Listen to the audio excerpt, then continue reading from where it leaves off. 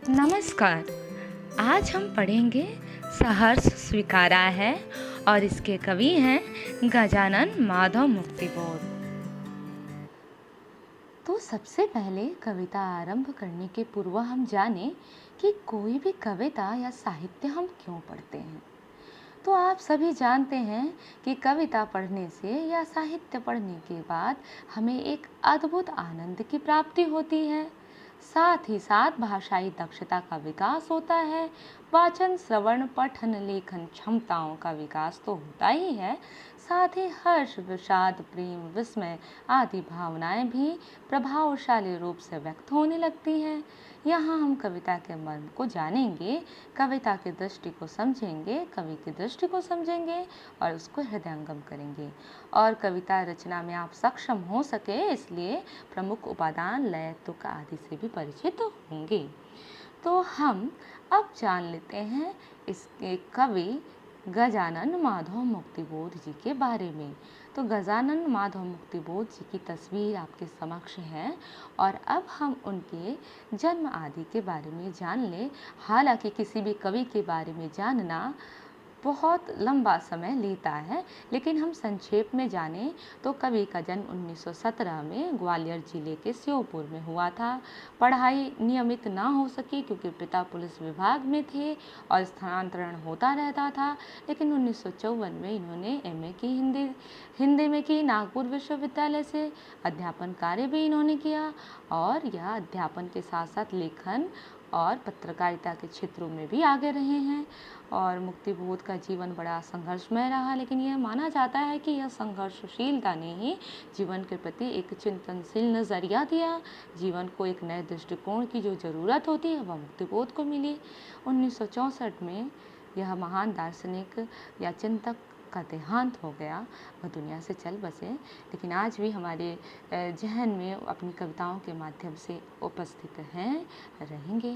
तो रचना प्रक्रिया देख लें तो कवि जो हैं नई कविता के कवि माने जाते हैं और मराठी संरचना की कविता से बड़े प्रभावित हैं, जिसके कारण इनकी कविताएं अक्सर लंबी और जटिल हो जाया करती हैं, तो सामान्य पाठक को समझ नहीं आती, लेकिन जब समझ आती हैं तो वह ऊर्जा का खजाना है। जितनी बार पढ़ो उतनी ही ऊर्जा और नए अर्थ मिलते हैं। और इन्होंने अपनी कविता में नवीन प्रतीकों और फैंटेसी का प्रयोग खूब किया है। फैंटेसी यानी कल्पनाओं का प्रयोग किया है, छोटी छोटी कल्पनाओं का प्रयोग किया है और कल्पना के साथ साथ यथार्थ का बड़ा सशक्त रूप से वह अभिव्यक्त करते हैं अपनी कविताओं में। तो इनकी रचनाएं देख लें तो कविता संग्रह है चांद का मुंह टेढ़ा है, भूरी भूरी खाक धुली, कथा साहित्य देखे तो काठ का सपना, विपात्र सतह से उठता आदमी, आलोचना देखे तो कामायनी एक पुनर्विचार, नई कविता का आत्मसंघर्ष, नए साहित्य का सौंदर्य शास्त्र, समीक्षा की समस्याएं, एक साहित्यिक की डायरी, भारत इतिहास और संस्कृति और तमाम विषयों पर इन्होंने किताबें लिखी हैं, जिनके कुछ चित्र मैंने यहाँ प्रस्तुत किए हैं। अब हम कविता के प्रतिपाद्य को जानें। आपको पढ़ना है उनकी छोटी और सहज, मैंने कहा कि कठिन इनकी कविताएं लगती हैं, पर यह कविता बड़ी सहज शैली में लिखी गई है। इसमें कवि के निजी अनुभवों को दर्शाया गया है। वह किसी एक रहस्यमयी प्रिय की बात करते हैं, वह कौन है वो पूरी कविता में ही नहीं पता चलता। तो आप कबीरवादी सिद्धांत के आधार पर देखें तो आप भगवान को वहाँ रख सकते हैं और नहीं तो माता को रख सकते हैं, अथवा इनकी पत्नी या प्रेयसी हो सकती है। बार बार सहर्ष स्वीकारने की बात आती है तो हम मान लेते हैं कि माँ क्यों सहर्ष स्वीकारेगी, माँ के तो हम बच्चे ही हैं।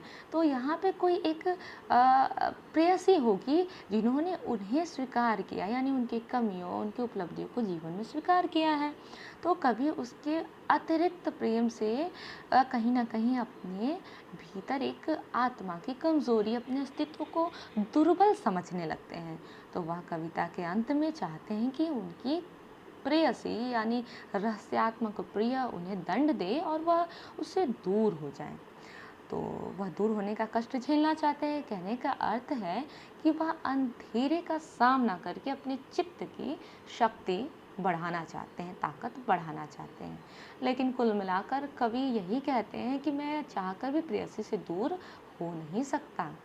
तो आइए कविता को पंक्ति दर पंक्ति समझने की कोशिश करते हैं और इसे और अच्छे तरीके से समझेंगे। कविता का वाचन मैं करती हूँ, आप सब भी अपने घर पर वाचन करें। जिंदगी में जो कुछ है, जो भी है, सहर्ष स्वीकारा है, इसलिए कि जो कुछ भी मेरा है वह तुम्हें प्यारा है। गर्वीली गरीबी ये गंभीर अनुभव सब, यह विचार वैभव सब, दृढ़ता यह भीतर की सरिता यह अभिनव सब मौलिक है इसलिए कि पल पल में जो कुछ भी जागृत है, अपलक है, संवेदन तुम्हारा है।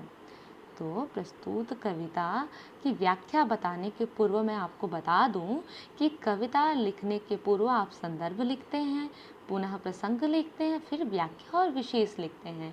तो संदर्भ में आप लिखते हैं कि यह कविता कहाँ से उद्धृत की गई है, इसके रचयिता कौन है, यानी कि यह कविता आपको लिखना पड़ेगा कि आरोह भाग 2 से, और कविता सहर्ष स्वीकारा है शीर्षक है, और इसके रचयिता गजानन माधव मूर्ति बोची हैं।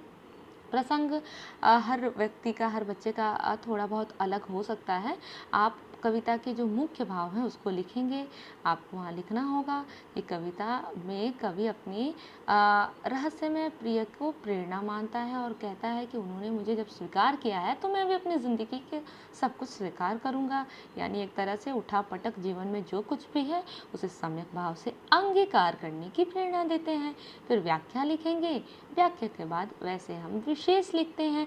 विशेष में 2 बातों का ध्यान रखते हैं, एक भाव सौंदर्य और दूसरा शिल्प सौंदर्य। भाव सौंदर्य में मुख्य बातें बिंदु दर बिंदु लिख देते हैं और शिल्प सौंदर्य में भाषा, छंद, अलंकार, शैली आदि की बातें करते हैं। तो आइए अब हम कविता समझते हैं और सबसे पहले हम इसके कठिन शब्दार्थ को देख लेते हैं। तो सहर्ष का अर्थ है खुशी के साथ, और गर्वीली गरीबी यानी कि गरीबी तो हीनता, हमेशा गरीबी यानी हीन भावना आती है, पर कवि के अभावग्रस्त जीवन में भी उनके साथ मूल्य हैं, सिद्धांत है, इसलिए उन्हें अपनी गरीबी पर भी गर्व है। ये बहुत नया प्रयोग है। गर्वीली जो है वह प्रविशेषण है, गरीबी विशेषण है, या वह शब्द जो विशेषण की विशेषता बतलाए वह प्रविशेषण है। गंभीर अनुभव का क्या तात्पर्य है? तो गंभीर अनुभव का अर्थ है गहरा व्यवहारिक ज्ञान जो जिंदगी में कवि को मिला है।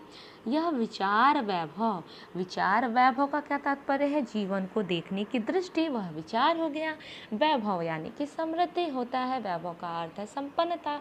तो कुछ लोग धन से संपन्न होते हैं, कुछ लोग विचार से संपन्न होते हैं। तो कवि के जीवन में विचार की संपन्नता है।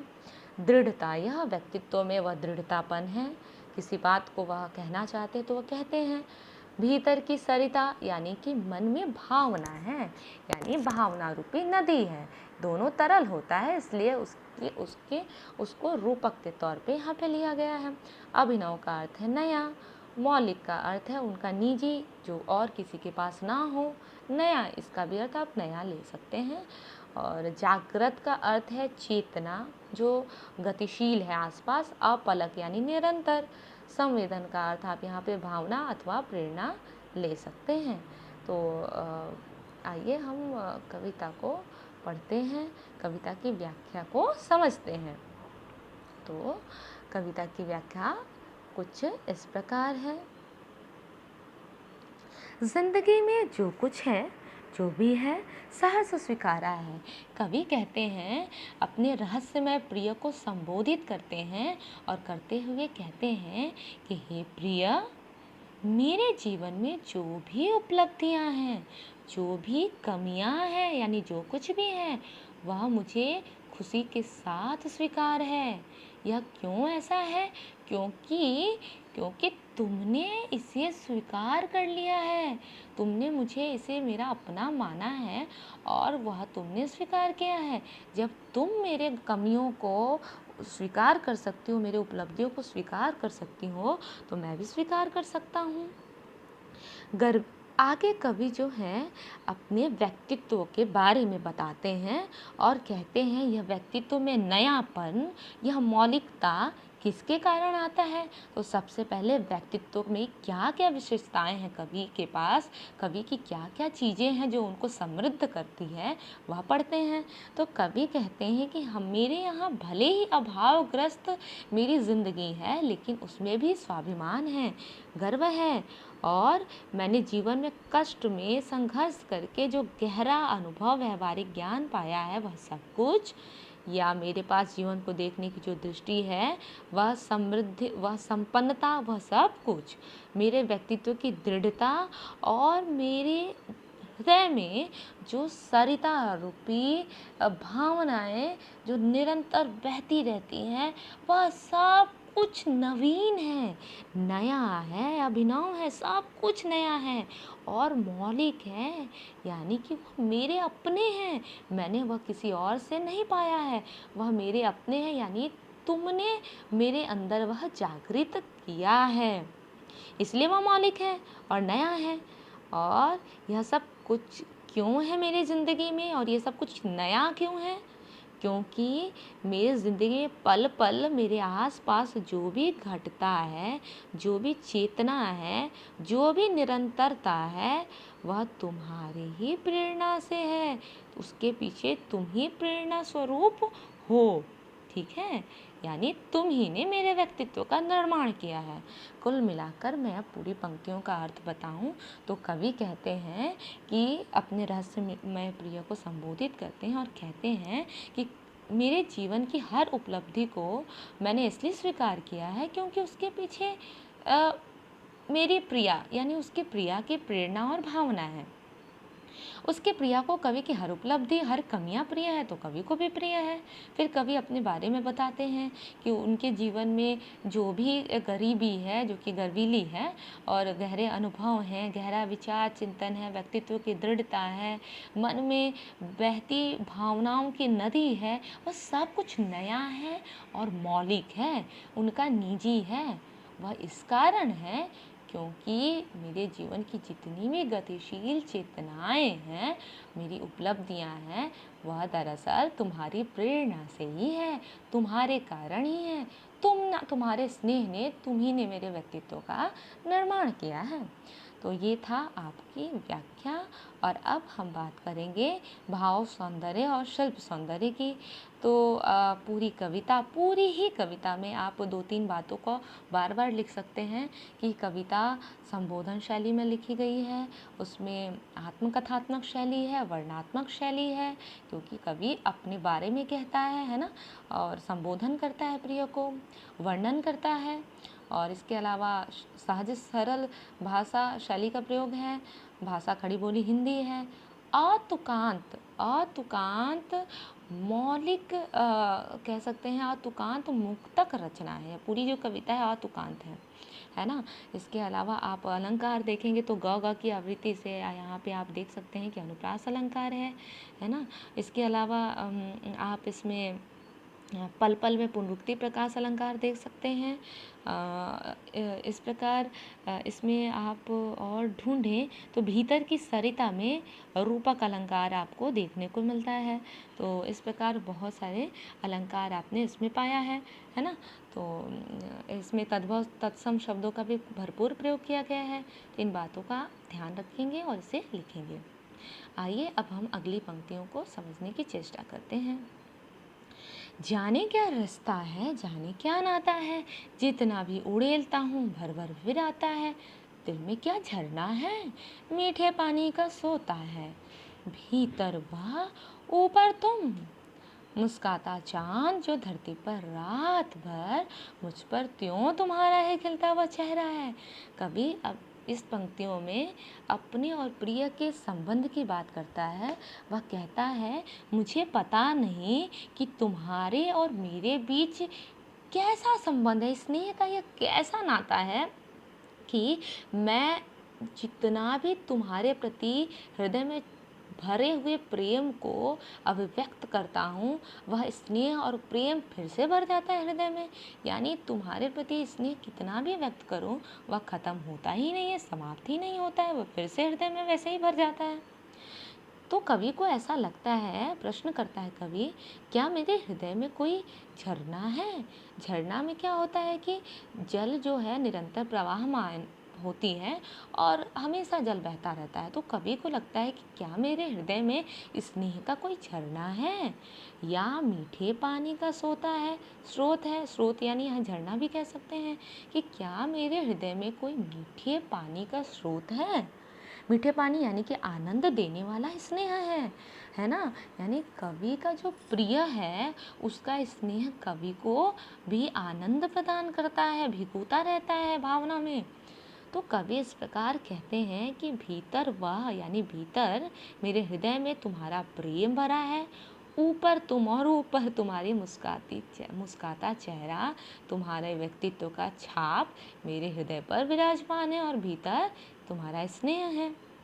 तो तुम मेरे जीवन में कैसे हो, कैसे छाई हो, जैसे कि पूर्णिमा के रात में चांद मुस्कुराता रहता है। कहने का तात्पर्य है कि धरती पर अपनी चांदनी रात भर बिखेरता है, ठीक उसी प्रकार तुम्हारा मुस्कुराता चेहरा मेरे हृदय में प्रसन्नता बढ़ती रहती है। तो कवि यहाँ पे देखिए मुस्काता चांद में जो है मानवीकरण अलंकार है, क्योंकि चांद मुस्कुरा रहा है। यहाँ पे मानो एक चेतनता मानव का आरोपण किया गया, इसलिए यहाँ मानवीकरण अलंकार है। दिल में क्या झरना है उसमें प्रश्न अलंकार है। मीठे पानी का सोता यहाँ पे रूपक अलंकार है ना।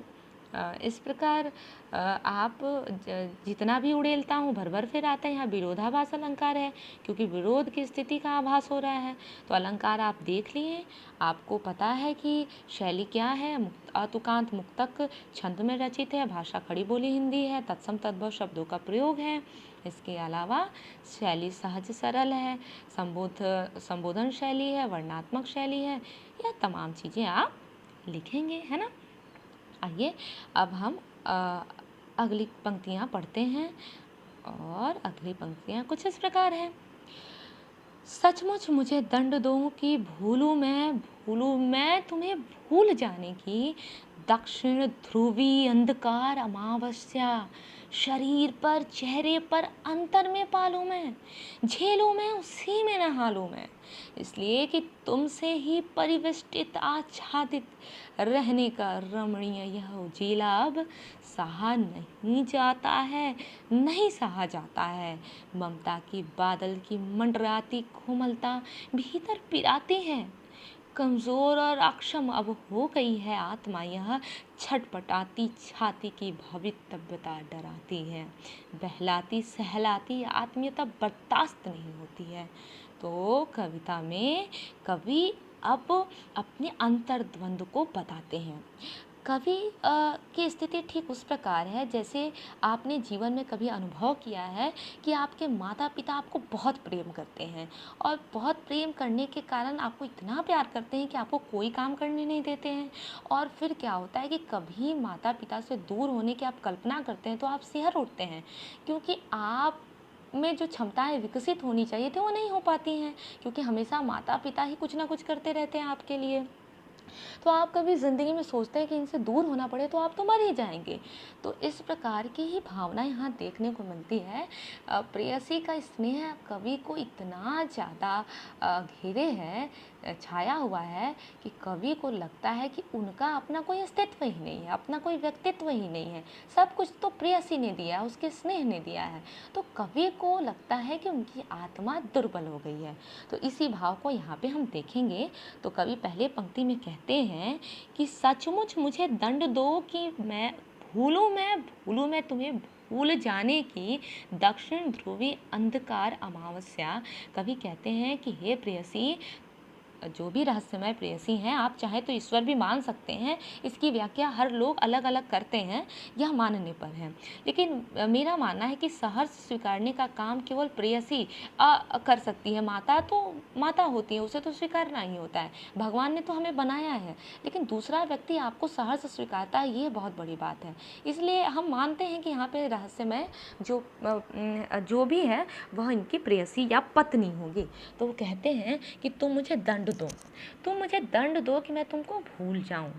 और भूल जाने का दंड यह होगा कि तुमसे दूर होने के कारण मैं दक्षिणी ध्रुवी अंधकार अमावस्या के अंधेरे में लीन हो जाऊं।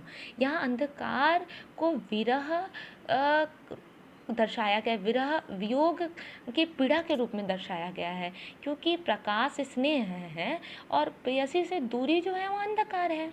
वह इतना भयावह है कि उसमें कवि के स्नेह थोड़ा भी स्नेह ना पहुंच पाए। कवि ऐसा चाहता है, अमावस्या में तो खुद ही अंधकारमय होता है, और दक्षिणी ध्रुवीय अंधकार यानी कि साउथ पोल है ना पृथ्वी का, अर्थ का, जहाँ पे 6 महीने की रात होती है, 6 महीने के दिन। तो आप समझ लीजिए कि अमावस्या कैसी होती होगी, कितना अंधकार होता होगा। तो वैसे अंधकार यानी वैसे अंधेरे में वैसे विरह व्यथा को सहना चाहते हैं। और शरीर पर, चेहरे पर अंतर में पालूं मैं, झेलूं मैं उसी में नहालूं मैं। यानी कवि चाहते हैं कि वो पूरी तरीके से लीन हो जाएं, यानी पूरी तरीके से अपने व्यक्तित्व को उस विरह में, उस व्यथा में डुबा देना चाहते हैं। कहते हैं कि तुमसे दूर होना तो अंधकार के समान होगा, लेकिन मैं उस अंधकार में डूबना चाहता हूँ। क्यों? क्योंकि तुमने अपने स्नेह से मुझे घेर लिया है। परिवेष्टित का अर्थ होता है घेरना, और तुम्हारा स्नेह मुझ पर छाया है, यानी तुम्हारे व्यक्तित्व का प्रभाव, स्नेह का प्रभाव ही मुझ पर इतना छा गया है कि तुम्हारा जो यह प्रेम है वह रमणीय है मेरे लिए, मुझे बहुत अच्छा लगता है। और इतना अच्छा लगता है, उजाला के समान है कि मैं इसी में लीन रहता हूँ। लेकिन यह अब ज़्यादा हो रहा है, जैसे हमारी आंखें जो है ना बहुत ज़्यादा रोशनी को अपना नहीं सकती हैं। हमें थोड़ी देर के लिए अंधकार चाहिए होता है। कवि को लगता है कि ये उजाला अब ज़्यादा हो रहा है, अब ये इतना ज़्यादा मोह को बर्दाश्त नहीं कर पा रहे हैं। तो कवि कहता है कि अब नहीं सह पाता हूँ मैं, तो मुझे दंड दो कि मैं तुमसे दूर हो जाऊँ। और कहते हैं कि ममता के बादल की मंडराती कोमलता भीतर पिराती है। अब तुम्हारा जो स्नेह रूपी बादल है, यानी यहाँ रूपक अलंकार है, वह अब जो मुझ पर छाई हुई है, जो मुझे भिगोती रहती है, कोमलता प्रदान करती है, वह मेरे अभी हृदय में अब पीड़ा उत्पन्न कर रही है। क्योंकि मेरा जो आत्मा है वह अब अक्षम, दुर्बल होने लगा हूँ मैं। मुझे ऐसा महसूस हो रहा है कि मेरा अपना कोई अस्तित्व ही नहीं है। छटपटाती छाती की भवितव्यता डराती है। भवितव्यता का अर्थ होता है भविष्य की आशंका। कवि को ऐसा लगता है कि भविष्य में यदि कभी तुमसे बिछड़ना पड़े तो मैं क्या करूँगा, मैं तो मर ही जाऊंगा, मैं तो जी नहीं पाऊंगा, क्योंकि मुझे तो मेरा अपना कोई व्यक्तित्व ही नहीं है। जो कुछ है वो तुम्हारे कारण है, तो मैंने तो अपना कुछ भी मेरा नहीं है, तो मैं तुम्हारे अभाव में कैसे जीऊंगा। अतः कवि कहता है कि अब यह चिंता, भविष्य की चिंता मेरे अंदर बेचैनी, छटपटाहट पैदा करती है, बेचैनी पैदा करने लगी है। तुम जो हो हर परिस्थिति में मुझे बहलाती हो, यानी हर परिस्थिति में तुम मुझे प्रसन्न रखती हो। सहलाती हो यानी कि तुम मेरे दुख में मुझे सहानुभूति देती हो। और तुमने तुमने मुझे अपना लिया है, यानी तुम्हारे अंदर आत्मीयता भी है। अब ये सारी बातें मुझे बर्दाश्त नहीं हो रही है। मुझे दुख कष्ट झेलने की मुझे भी आदत होनी चाहिए। तुम्हारा स्नेह मुझे हमेशा हमेशा इन सब चीज़ों से दूर कर देता है। तो यह था व्याख्या। कुल मिलाकर कवि अपने यहाँ अंतर द्वंद्व को दर्शाते हैं और बताते हैं कि मैं जो हूँ अब तुम्हारे प्रेम से दूर जाना चाहता हूँ, और उसका जो भी दंड होगा वह मैं भुगतने को तैयार हूँ, ताकि अंधेरे से सामना करके मैं उसके सहने का ताकत अर्जित कर सकूँ। अब कविता का विशेष आप कुछ बातें वैसे ही लिखेंगे। और अलंकार मैं बता देती हूँ। अ की आवृत्ति के कारण यहाँ अनुप्रास है और साथ में यह निराशा के प्रतीक के रूप में प्रयोग है ना। इसके अतिरिक्त आप देखें, ममता के बादल, दक्षिण ध्रुव अंधकार, यह रूपक अलंकार है। छटपटाती छाती यानी छ की आवृत्ति के कारण अनुप्रास अलंकार है। बहलाती सहलाती लाती लाती का प्रयोग से स्वर मैत्री अलंकार भी है ना। तो कोमलता आत्मीयता में मानवीयकरण है। इनको ये मानव के रूप में यह इन्हें लगता है ना, कि जो बर्दाश्त नहीं होती है उनको, तो आप यहाँ मानव का आरोपण करके मानवीयकरण अलंकार लिख सकते हैं। सहा नहीं जाता का 2 बार आवृत्ति से वह अर्थ की गहनता को और उनके दर्द को हम समझ पाते हैं। तो इस तरीके से आप भाव सौंदर्य में ये लिखेंगे कि कविता ने अज्ञात प्रेयसी के महत्ता का प्रतिपादन किया है और साथ ही साथ वो बताते हैं कि उनके व्यक्तित्व का निर्माता वही है, अब वह खुद भी अपने व्यक्तित्व का निर्माण करने के लिए लालायित हैं। आइए अब हम अंतिम पंक्तियाँ पढ़ते हैं। कवि उसी भावना को आगे बढ़ाता है और कहता है, सचमुच मुझे दंड दो कि हो जाऊं पाताली अंधेरे की गुहाओं के में विवरों में, धुएं के बादलों में बिल्कुल मैं लापता कि वहाँ भी तो तुम्हारा ही सहारा है। इसलिए कि जो कुछ भी मेरा है या मेरा जो होता सा लगता है, होता सा संभव है ना, सभी वह तुम्हारे ही कारण के कार्यों का घेरा है, कार्यों का वैभव है। अब तक तो जिंदगी में जो कुछ था, जो कुछ है, सहर्ष स्वीकारा है। इसलिए कि जो कुछ भी मेरा है वह तुम्हें प्यारा है। तो कवि यहाँ क्या बताते हैं, तो चलिए व्याख्या फिर पढ़ते हैं और शब्दार्थ के साथ पढ़ते हैं। तो कवि उसी भावना में लीन है, छटपटाहट में है, बेचैनी में है और प्रेयसी से पुनः क्षमा मांगते हुए कहता है कि हे प्रिय, तुम सचमुच मुझे दंड दो। मैं चाहता हूँ कि तुम मुझे दंडित करो और ऐसा वो दंड हो तुमसे बिछड़ने का, पनिशमेंट या दंड ऐसा हो कि मैं पूरी तरीके से अंधेरे में गुम हो जाऊं। तो यहाँ अंधकार को अलग अलग रूप में, अलग अलग प्रतीकों के माध्यम से दर्शाया गया है, यानी उसकी गहनता को, उसके अकेलेपन को, दम घोटू निरस्ता उदासीनता को दर्शाने के लिए ऐसे ऐसे शब्दों का प्रयोग है। तो देखिए, पाताली अंधेरे की गुहाओं, तो आकाश, धरती और पाताल, पाताल धरती के भी नीचे को कहते हैं, वहाँ सूर्य की रोशनी बिल्कुल नहीं पहुँच सकती। तो वैसे अंधेरे में, मतलब वैसे विरह की वेदना में वह लीन होना चाहते हैं और उसके गुफाओं में लीन होना चाहते हैं, और गुफाओं के छिद्रों में सोचिए कितना अंधेरा होगा। तो इस प्रकार अंधेरे की आप परत देख सकते हैं, यानी कि एक तरह से कष्ट को देख सकते हैं। कवि जानता है कि प्रेयसी से दूर होना कष्टमय होगा, तो वह कष्ट को झेलना चाहता है।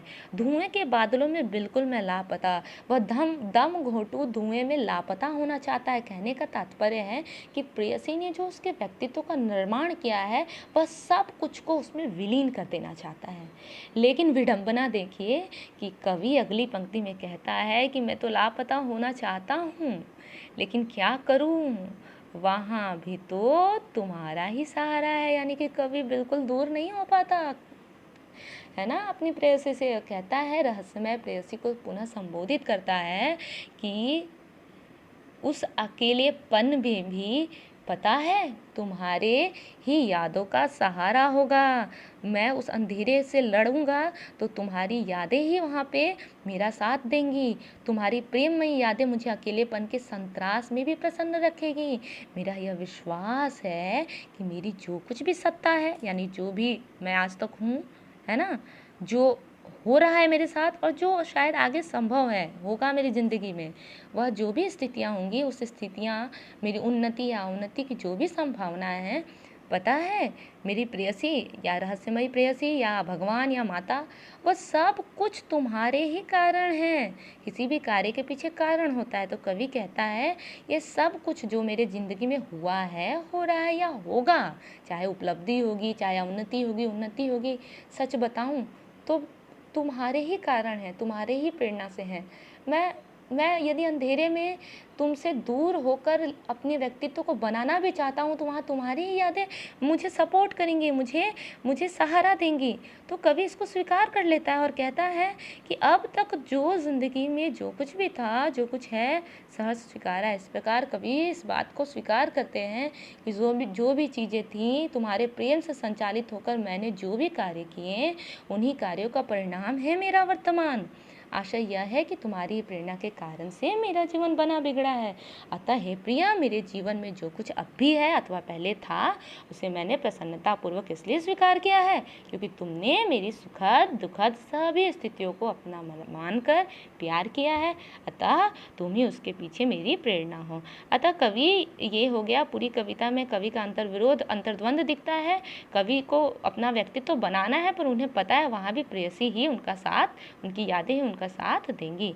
तो पूरी कविता का अर्थ आपको समझ में आ गया और शिल्प सौंदर्य में पुनः कुछ बातें वही रहेंगी।